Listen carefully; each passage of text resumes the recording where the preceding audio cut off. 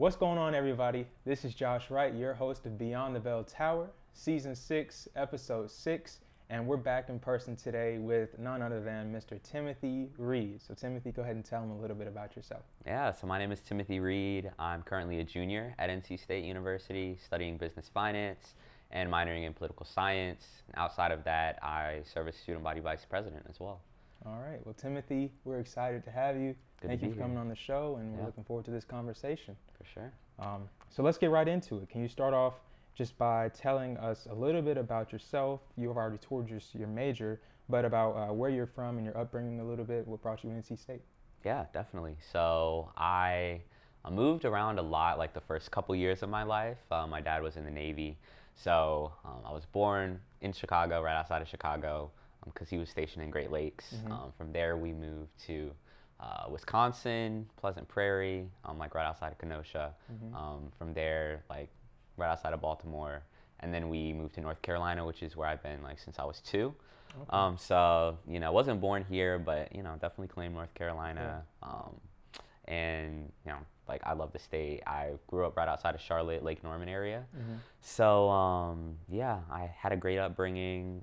Definitely my family, my parents, primarily instilled in me a lot of values, that sustain me and carry me to this day. And, that values, faith, those things serve as my North Star. Yeah. And so I've seen like that direct line really run through like all stages of my life, and that's something I really appreciate. I have 2 younger brothers. One, his name is Parker. He's 18, 2 years younger than me, and then Shout the other out to one. Parker. Shout out. And then my youngest brother is Davis. He's 10 years younger than me, so he's 10 and in 4th grade. So you're the oldest brother. Yeah, oldest you feel of a little 3. bit of sense of responsibility. A little bit. Yeah. A little bit. Yeah. So you mentioned you moved here to North Carolina when you were 2. So do you remember anything about Chicago or Wisconsin, or were you too young? No, I was too young. We've like gone back to visit some of those places, so it's definitely cool seeing like old pictures and everything, and then being able to like hold them up to like see the place in person. I think is pretty cool, but I can't really remember anything. Okay. I can remember like the first house we lived in North Carolina, which is like when I was 2, but I can't remember anything prior to. Yeah, that's similar to me. I've been in North Carolina my whole life. Yeah. But I can remember 4 to now. But anything before the year or age of 4, I can't go back on it. Yeah, hard stop. So why NC State? Honestly, just the wide array of opportunities and resources that are offered to me here. Particularly, I'm fortunate enough to be a part of the Park Scholarship Program, which I interviewed for, like 3 years, which is crazy to believe. I feel like COVID has just like warped everyone's sense of time. And so that's offered a lot of great resources. Honestly, even prior to interviewing for that, I remember my first time ever coming to NC State was my junior year of high school. And we were, I think, it was over spring break, and we were going to Wilmington. So we were like, we have to drive through Raleigh. We're applying to colleges. We might as well stop by and visit State. So I was like, not really thinking it was going to be much, not thinking that I was going to be that impressed. And like I was blown away, I think, just right off the bat, like the atmosphere. And all the people that I met, particularly the students that I talked to, everyone was super welcoming, super inviting, and really just genuine, like wanting to get to know you for who you are. And then just in terms of the atmosphere, I really appreciated how there seemed to be a good balance between, of course, you're here to pursue your degree and your course of study, but then also, I think NC State does a good job at focusing on how are we going to develop you outside of that, professionally, personally, more in like a holistic kind of manner. So, and I see that all throughout NC State, just by the different career fairs we have, the tabling and all of that. It's really focused on making sure the students have what they need after their, undergraduate degree, pretty much. And I definitely see that. Based off of how you described your touring experience here, it had to have been before COVID, right? Yes. Yeah. So he came in 2020 as a freshman. So can you talk about a little bit your experience starting college, from home? Yeah, it was definitely a weird experience, and I think there's, something unique about my class, particularly because we're the only class, high school graduating class Yeah. of 2020 to graduate in a pandemic and start college completely in a pandemic. So that was just an interesting experience all around, as you noted. My only familiarity with NC State had been like pre-COVID, like everything was opened up, just that normal experience. So I remember there was like a lot of uncertainty, like that summer of 2020, like, are we gonna actually be able to go? Like, what are classes gonna look like? Um, so we got to campus, like August 2020. So you did move in? Yes, August? I did Okay. move in. Okay. I lived in Bagwell. Right. Shout out Quad. Yeah. But yeah, third floor Bagwell. Moved in, roommate and everything. Like I connected with my roommate like probably a month or so beforehand on Instagram. So I was really looking forward to it. Like the first 2 or 3 weeks, however long we were there, was a movie. And then like I remember this so vividly because like UNC, probably like a week before we got sent home, they got sent home and like we were all over at NC State laughing about it. And I was like teasing my friends. We didn't know we were next. Yeah, and we were literally next. So so it was about 2.5, 3 weeks because I was staying in Wolf Village. Yeah. And that was my first semester at NC State too. Yeah. And yeah, that was tough. I was enjoying it. I had one in-person class and then everything else was online. But of course, we had already transitioned to the online format the semester before because of COVID. So it wasn't too bad of a transition, but it was disappointing for sure. Yeah, definitely. So let's get into student government a little bit. As Timothy mentioned, he is a part of student government. Is there any part of your academic career that inspired you to be a part of student government, coming into college? That's a really good question. It's going to be like two-part. So this is kind of like a good segue from your last question. But I was like really involved in student government like all throughout high school. Like I did it middle school, high school. I didn't really have any intention of getting involved. I was like, oh, that's cool. Like I see what they're doing. I don't think it's for me personally because I thought it would, be a replica of what high school was. Yeah. Like 3 years later almost on the other side of that, I can say that that's completely like false. But my first exposure really to student government was like those first few weeks that we were on campus. And I think what sparked my interest in terms of getting involved was seeing the real tangible like hands-on advocacy that they were doing for students in the midst of COVID because, everyone was, scared to a certain extent. There was a lot of uncertainty. People didn't know what to expect. And so I just remember like seeing Instagram, like people were posting resolutions, university administration, engaging in these discussions. And I thought that was a really cool thing to be a part of. To answer like the second part of your question, I do have a minor in political science, so that in some ways, I guess, can kind of connect to student government. I've always been interested in like policy and government and things of that nature. So I think that does lend itself well to me, being involved in student government. I think that is an interest that I have, so yeah. So as student body vice president, what are some things that you actually do? Yeah. So the role of the student body vice president is basically to serve as the executor of the executive branch.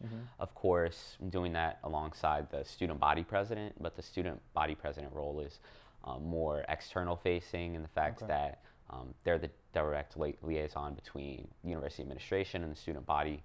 So a lot of that work is outward facing, whereas the vice president is responsible for managing and overseeing the internal affairs of the executive branch. So the composition of the executive branch, it's made up of 9 different executive departments, and they kind of range across all different areas of student involvement. So university affairs, government affairs, communications, equity and accessibility, like just to name a few. So there's like always a lot going on, and it's very action oriented, which I love. So of course the student body president and vice president run on a platform every spring, and the executive cabinet via the departments are largely the ones like, on the ground implementing these projects, initiatives, and the vision for student government as a whole. Okay, so, cool. yeah. So the student body president, they pick their running mate. How do they pick that person? Is it someone that they know, or do you have to, kind of express your interest to someone who's running for student body president? Yeah. How does that work? Well, yeah, that's a good question. I don't think there's like a one size fits all. Yeah. I mean, just from people that I've talked to, specifically like um, within that NC State student government sphere, um, I've seen it like go both ways. Some people, they choose a good friend to run with. Because Others, that's what high school was like. yeah, that's what high school was like. Yeah, It was. One of my best friends, he was student body president. Yeah. Yeah.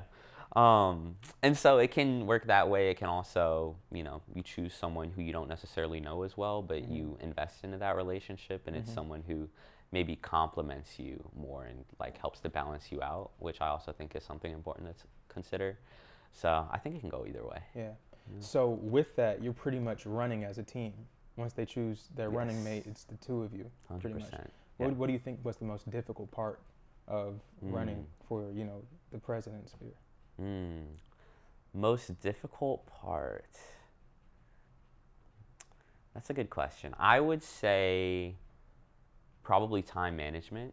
Okay. Is what I would say, just because there are like so many working pieces. You have to worry about so many different things, having everything in line by like this exact date to meet this deadline so that you don't fall behind on like the things in like a second or third stage that you have to take care of. So really just you have to be intentional about how you're spending your time and making sure that you're using it in the most effective way possible. So was there anyone to give you any advice when you and you were running for, the president's sphere, you and the president? Did you guys look up to anyone that served the role previously? How did you all go about that? Yeah, definitely. So I have a lot of role models all across campus. A few that I definitely want to mention in particular. One, Brandon Stafford. He actually crossed through my fraternity, Eta Omicron chapter of Alpha Phi Alpha, a few years before I did, but he served as the first Black student body vice president. Okay. And so, obviously, for me serving in that role currently, it was just great because I've known him since my freshman year. I'm a junior now, and he's just been able to give a lot of great insight and really just good advice to really keep me centered because, I think he noticed something in me and he really nurtured a seed in me like from an early age because he knew I was interested in student government. Of course, like I didn't have any concrete plan to go for student body vice president or anything like that. But that advice was huge. Like now I'm the third Black student body vice president, so it's really cool to see that. That's really awesome. Yeah, one of my mentors on campus, Dr. Canton Reynolds. Yeah, you know Dr. Reynolds. I took leadership in African American communities. Yeah. He's telling me all the time about that class. Yeah, it's a good class. Yeah, but I mean, you may know this because I know he doesn't like to brag about himself, but sometimes he'll mention it. He was the first Black student body chief justice at NC State. He might have mentioned that in class, but I don't remember. But that's he might have mentioned that. But that's really good either way. Yeah, it was back in the '90s. He also crossed through Alpha. So just like I did know that. Yeah, a lot of really great people to look up to. Melanie Flowers, who's our first Black woman student body president. She's been great. And we've had her on the show. Oh, really? Yeah, it was some years ago. We had her on the show. Yeah. Okay, that's what's up. Yeah, so shout out Melanie too. Yeah. So in what way has this role helped you to build, those types of relationships and connections with other people? You talked about the one that you have with Stafford. Can you talk about how it's made connections, even maybe possibly outside of NC State? Yeah, definitely. Well, I think one thing, especially in this role, but really I think in any role of like higher level leadership, you need to prioritize relationships because it just makes things flow so much more smoothly. And I feel like that is really the foundational element upon which to build everything else, especially when you're, like in my case, leading the executive cabinet. There are like a lot of people that I'm responsible for, and within each of the departments, a lot of initiatives and everything that I'm responsible for. So it just works a lot better when we're on the same page in terms of communication and just, knowing how to connect with each other. So you mentioned that this isn't your first role within student government. You recently served, was it last year, as a senator in student government? Can you talk about what that role was and what that was like? Yeah, definitely. So I actually served 2 terms as a student senator. I got involved my first semester here at NC State as a first-year student senator. I ran for elections, and then I ran for a student senate seat representing the Poole College of Management.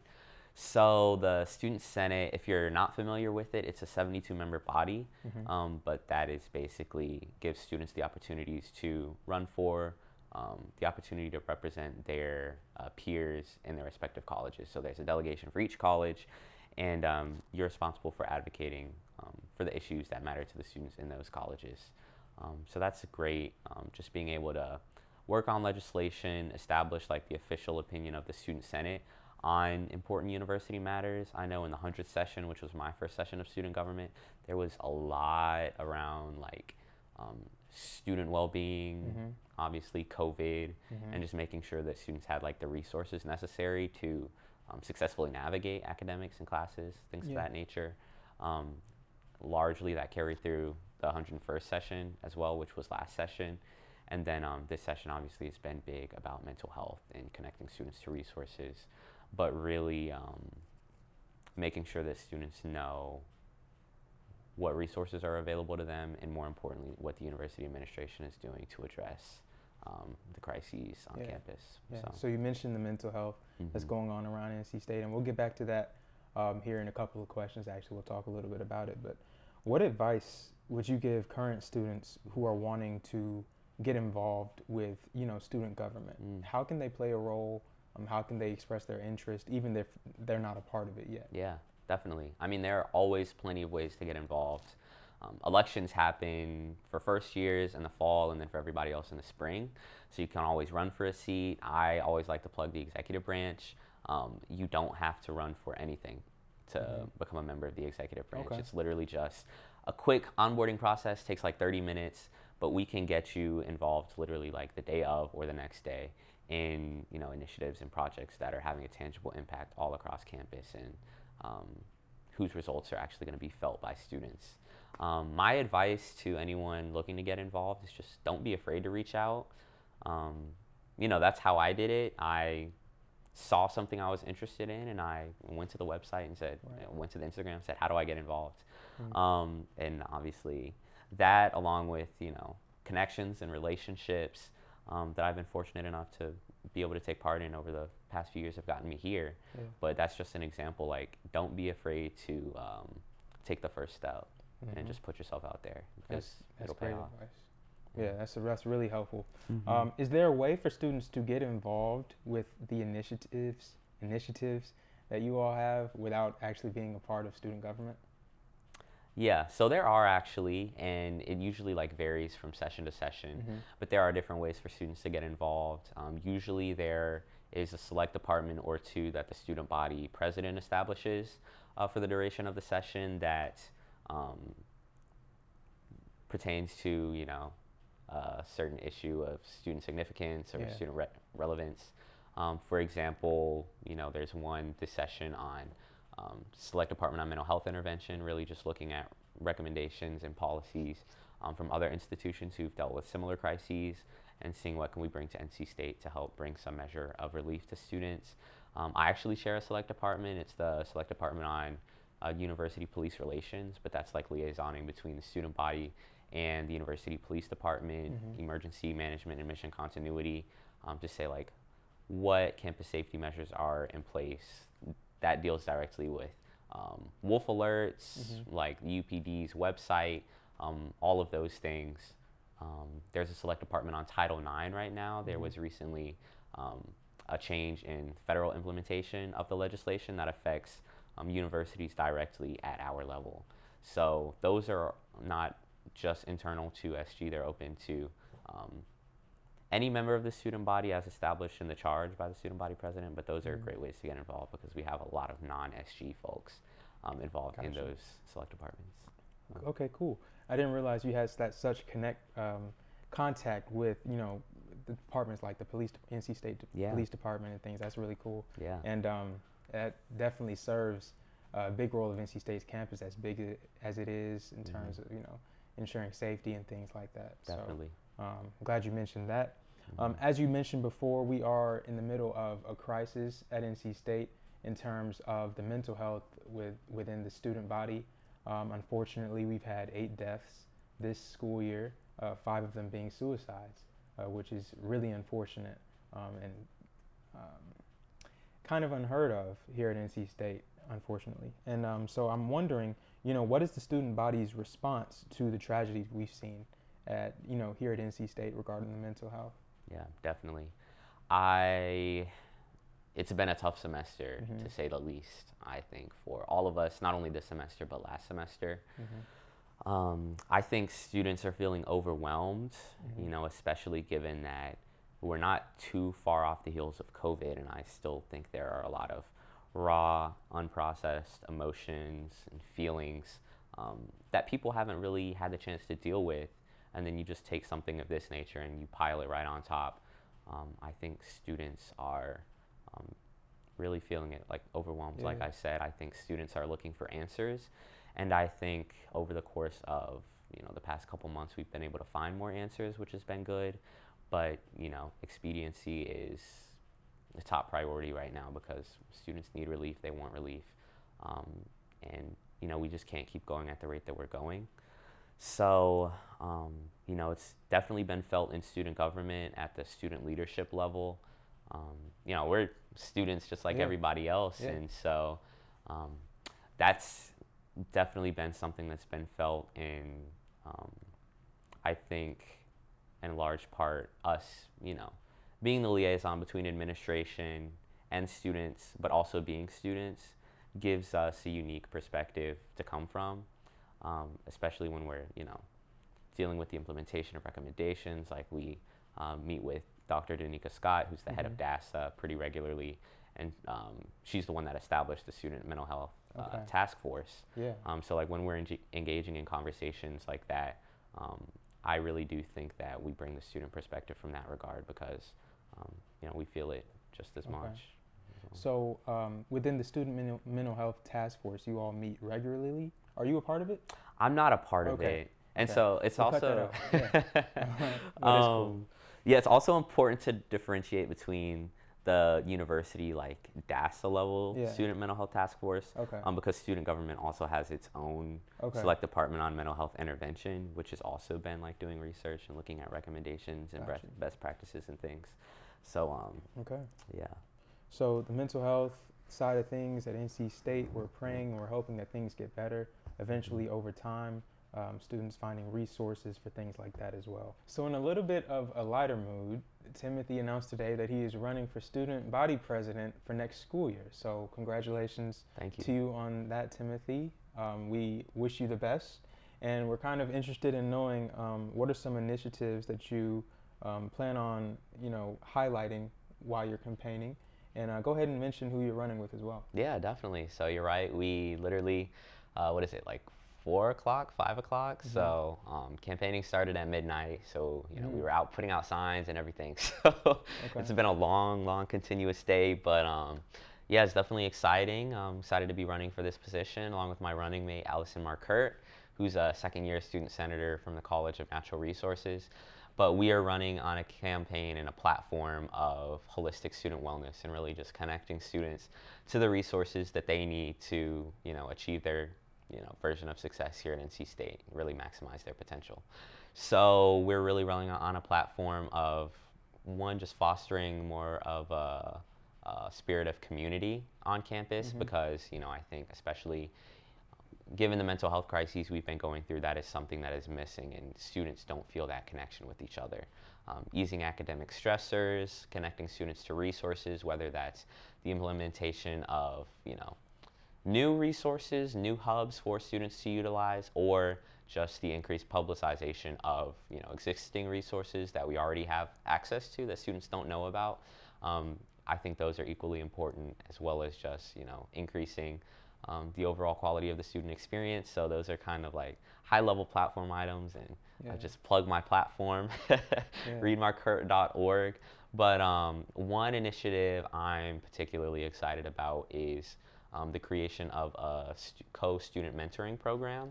So it's social in nature. It's not an academic mentoring program, but it exists purely to form relationships and bonds from student to student. So there will be an emphasis on connecting underclassmen to upperclassmen. So like first year and transfer students, people who have been here a while, kind of know the lay of the land and have learned how to navigate certain situations and just campus in general. We really think that that'll be huge just in fostering more of a connection between the student body and students individually, because that's important, and that can be one of the biggest mitigators in terms of mental health illness. Okay. So just that student-to-student connection. There are a lot of other things that we're excited about, but we'll look forward to over the course of the next week and a half, connecting with the student body and really talking across a range of issues. So yeah, well, we wish you the best. I think that's essential, what you mentioned about the student-to-student relationship, and how it's more of a social thing. It's not just an academic standpoint, because that transition to college, it can be more than just academics. Right. And so having that, underclassmen to upperclassmen relationship being installed can really help a lot of people, I think. Definitely. So we wish you the best with that. Could you say the website again? Yes. Yeah. It is readmarquert.org. Okay. And we're also Read Marquert on Instagram. And so ReidMarkert. All right, sounds good. There you have it, folks. So now we'll get into a little bit of what Timothy mentioned earlier in him being a Park Scholar. So could you tell everyone what it means to be a Park Scholar and the benefits that come with it? Yeah, definitely. So the Park Scholarship is a full merit scholarship at NC State that is offered to students on the basis of scholarship, leadership, service, and character, and your potential to go out and excel in those fields, not only during your time at NC State, but post your time at NC State. Mm-hmm. So not only is it a scholarship, but it is professional, personal development as well. So for example, we have to participate in civic engagement initiatives, where that is basically where we identify a need in the community, whether it be on NC State's campus or in the broader Raleigh, Durham area. And that is basically us coming alongside. It could be a nonprofit or a business, basically helping them to improve, in some way. So that's one example. We do 2 learning labs. Learning Lab 1 is state focused, but we essentially stay in state and we observe issues that are affecting North Carolinians at the local level. So, my freshman year is when we did Learning Lab 1, we looked at health and education disparities in the state of North Carolina. Learning Lab 2 is usually, typically you'll go up to Washington, D.C. and look at national issues, meeting with Congress, men and women, your representatives, and just learning about things at that level. I didn't get to participate in that in person, obviously, due to COVID. Oh, okay. That was virtual. But so when did that take place? That took place, it was either my second semester freshman year or my first semester sophomore year. I want to say it was my second semester freshman year. Okay. But just tons of great opportunities like that. Park alumni are really good about giving back and reaching back, helping us whenever there is a need or whenever there's something they can do. And so it's just a great program. And there's a leadership development aspect as well. As a part of the program, we go through the leadership development program through NC State, which you're probably familiar with. But then there are also individual components that we complete within the Park Scholars Program that really just help to complement all the other pillars that we are trying to excel in throughout the course of our time at NC State. Yeah, well, that's great, man. Congratulations to you again. Can you talk about the application process for that? I imagine that, it was pretty strenuous, and, what are some things that you did as a high schooler to kind of set yourself apart so you could, receive such an award or scholarship like that? Yeah, definitely. Good question. Yeah. So I'll first go into the application process. So it is a months-long application process. You can apply in the fall, and the deadline is on November 1st, so right at the end of October, beginning of November. And, so you'll apply. It's similar to applying to NC State, except Park has its own specific essay prompts. You'll need to get recommenders, things of that nature, your usual application process. And then you either advance or you don't advance to the semifinalist stage, which takes place in the form of an interview. And so that usually happens early January. But there's an interview, it's behavioral, and then coming from that, you either don't advance or you advance to the finalist stage, which is a whole weekend where you come to NC State. And that usually takes place in late February. Actually, last weekend, I just got done volunteering at Park Finalist Weekend for the class of 2027, which is crazy to think about. 2027? 2027. Because they do it that far ahead? Yeah, well, it's just for this incoming class of freshmen, so the current high school seniors. So when they graduate college, they'll be class of 20, Yeah, they'll be NC State class of 2027. I thought you meant high school class. I'm like, wait, whoa. Like, that would be insane. Are they in high school yet? No. Probably. Anyways. I don't know.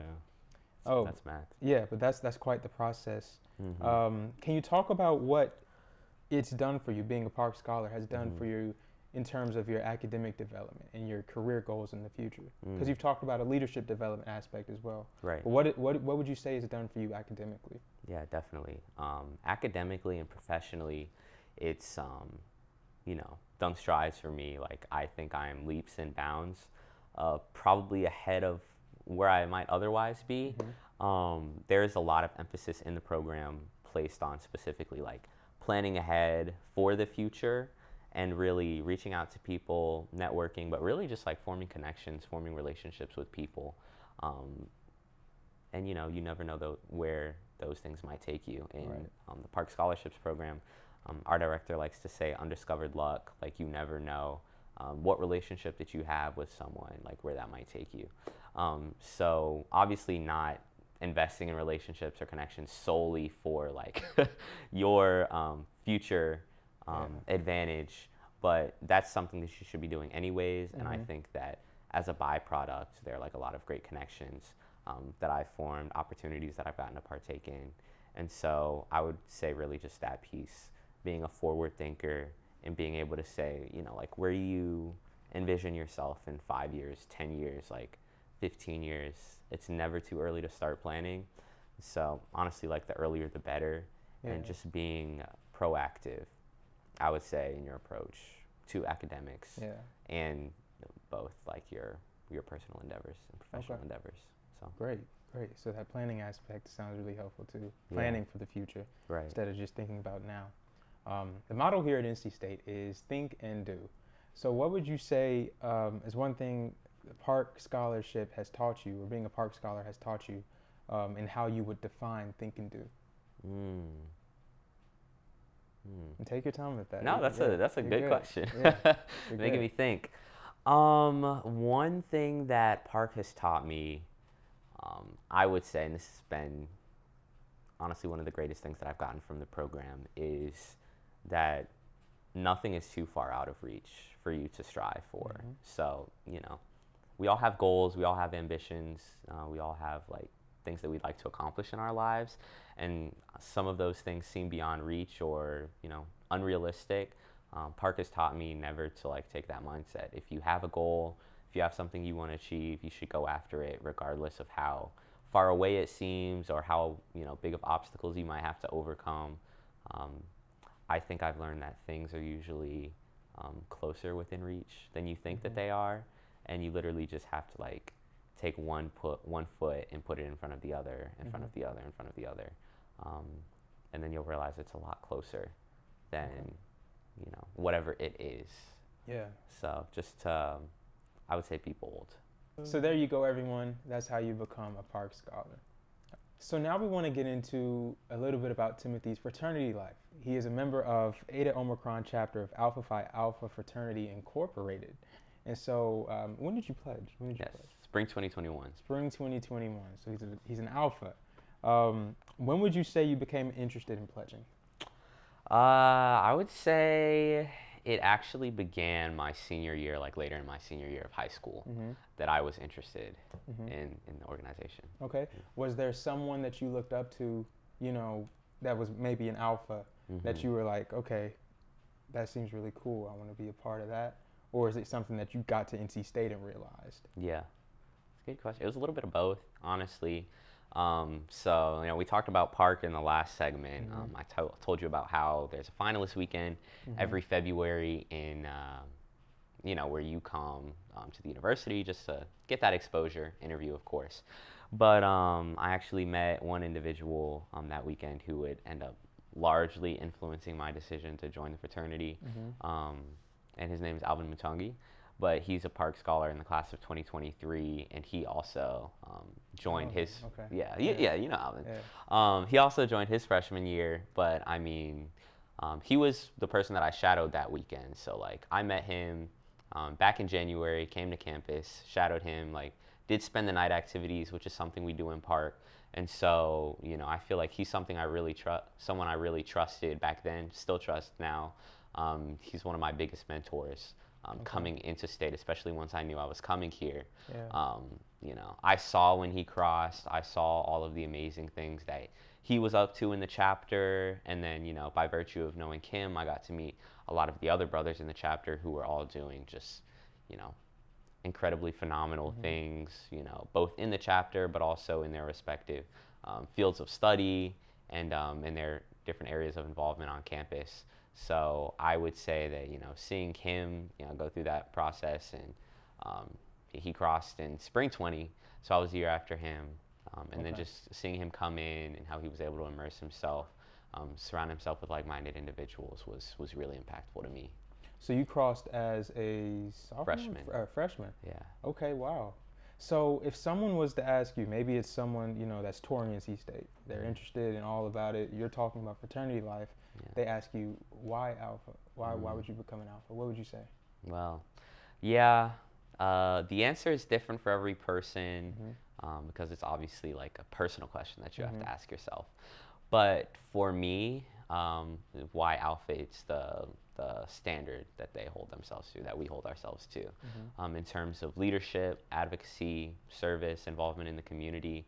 I mean, you just look at Alpha Men, and they're literally, you know, all over the nation, all over the world, doing incredible things. And then you also have the historical aspect of it. You know, they have paved the way in so many like respects, in so many regards, just for a lot of the basic rights that we're able to enjoy today. You know, involvement in the civil rights movement. I don't even have to mention him, but Dr. Martin Luther King, like he was an Alpha.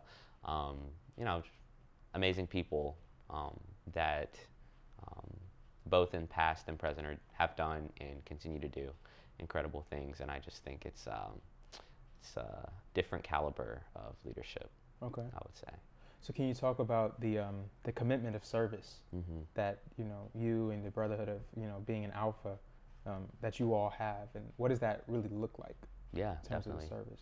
Yeah, definitely. So I feel like many people are inclined to view service from a very one-dimensional sphere a lot of times, but service can look like a lot of different things. Of course, we do the traditional elements of service, and, you know, we go out every month and we'll connect with other chapters or college chapters, alumni chapters, just to get out and be involved in the community. That's pretty regular, but to us, service also looks like just being involved in the community, especially in the Black community here at NC State. So we're very active. We hold programs across like a number of different areas of student interest and student involvement, like professional development, health awareness, raise money for charities. We just did our polar plunge last month, actually, which was very, very tough. But like we hit our goal, and you know, at least it's when I've been in the chapter, there hasn't been a year that we haven't hit our goal. So I think that's one thing that lends itself very well to our chapter, just because we're full of a lot of very ambitious, high-achieving brothers, and so as much as it's important for you to achieve, you know, what's important for you on a personal level in terms of your goals, I think it's just as important to give back, and that's very much like the overarching sentiment within our chapter, but within Alpha as a whole as well. Okay, so with becoming an Alpha, the pledging process, it kind of makes it look like you guys are kind of going MIA. You kind of go missing for a little bit, and then we're not going to get into what goes on in the pledging process, but I am interested in knowing the purpose of the different stages of pledging. So like, you know, all the way from expressing interest and then crossing, and then, you know, moving on and having a leadership position within, you know, the brotherhood of being an Alpha. So can you talk a little bit about those purposes and why they're kind of so important to becoming an Alpha? Yeah, definitely. I mean, it is super, super intentional, like you were saying, from the moment that you even express interest. Right. You know, and there is a certain way that you go about it. I'm not going to go like too much into that today, but it's all very intentional in the fact that you pay deference and like you pay respect to those like who have come before you, and who have paved the way for you, which is, you know, that's good and well. But the other aspect of it is, you know, that there really is a mentorship and a learning role there, because I mean, just some of the older brothers who've come through the chapter, it's been great for me to be able to see not only what they did in their time here in college, but how they've been able to leverage their experiences, their skills, their time within the chapter to go out and do other phenomenal things. I literally know I have a whole network of brothers just from like Ada Omicron that I could call on if I ever needed anything, like all across the country. So it's very intentional in that it's meant to last you beyond just your time here in college. And that's, I know, something that's specific to NPHC and Black Greek letter organizations in particular, but once you join, it really is a lifelong thing. And you're not gonna, I know me personally, I would never be able to like shake my brotherhood. So yeah. Okay. So you kind of mentioned it earlier, but what does the history of the fraternity mean to you? Yeah. So Alpha Phi Alpha was established back in 1906 at Cornell University in Ithaca, New York. Obviously, very different times for people who look like me and you. Very different lived experience, just a different reality in terms of the day-to-day of their life. So Alpha Phi Alpha was established because people that looked like us didn't have the opportunity to participate in social clubs or fraternal organizations. So it was really something that was made by us for us. And I just think that, you know, starting from humble beginnings, it's really blossomed into something that is like really beautiful in just like the impacts that we're able to have all across our communities. I mean, you look at from the business sector to the political sector, I mean, just people who are making change in so many respects. And that's significant to me, just to see how far we've come, to see, like I was talking about earlier, how instrumental, you know, not only Alpha, but, you know, many other Black Greek letter organizations have been, and the fight for equal treatment, equal rights, and things of that nature, especially for Black people.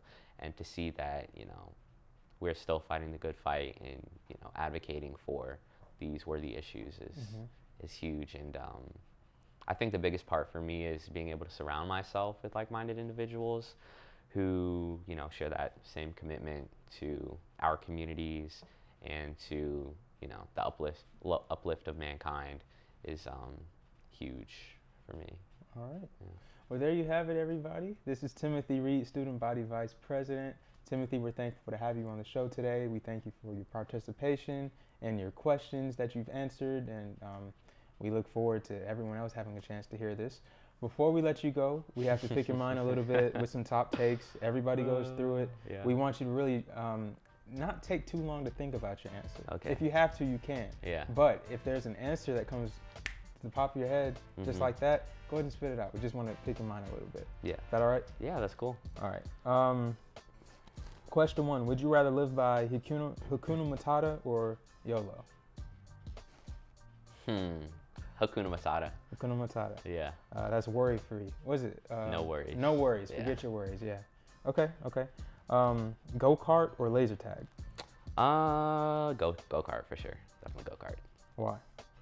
It's just more fun. Like, I don't know. Need for Speed? Need for Speed, yeah. All right. I like driving fast things.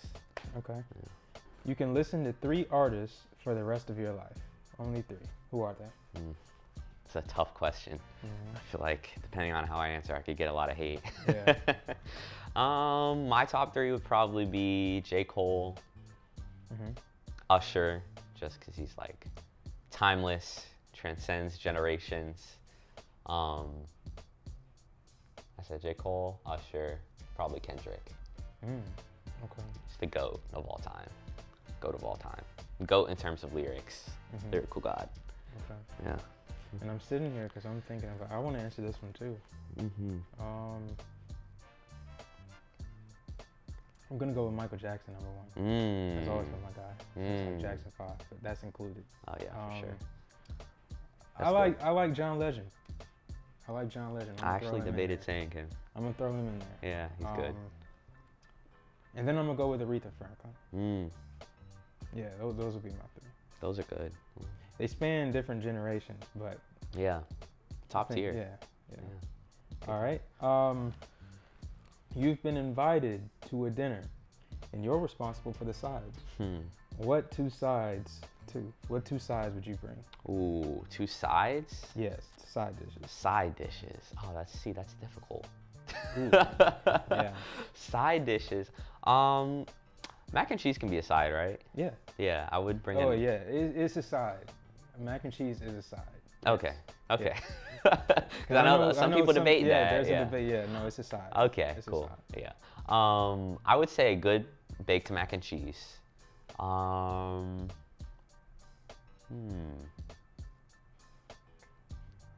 Depending on the day, I like a nice shrimp side too. Shrimp can be good sometimes. Okay. Side to side. Okay. Yeah. So you bring Fried mac and shrimp. cheese and okay. Yeah. I gotta go. It's incredibly basic, but mac and cheese and actually no. Mac and cheese and I'm bringing sweet potato casserole. Oh, sweet potato casserole. I was gonna go collard greens, but I like sweet potato casserole. Yeah. I respect it. Yeah. I respect it. And then the last one, if there was one place you had to move to for work after school, so after you graduate, you've gotten a job now, where would it be? Where would you go? And you can't stay. Can't stay in Raleigh. I've actually been thinking about this like pretty recently. Obviously going into senior year, so it's a timely question. It's just one place? Just one. Just one. Because there are a few places. I would probably say. Give me your top 2. Give me your top 2. Top 2.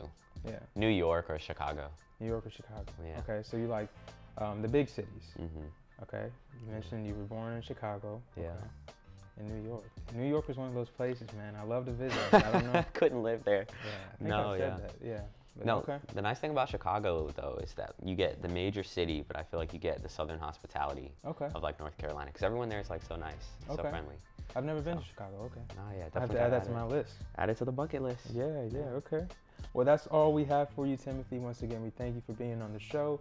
We thank you all for listening. We hope you enjoy, and we'll see you next time. Peace.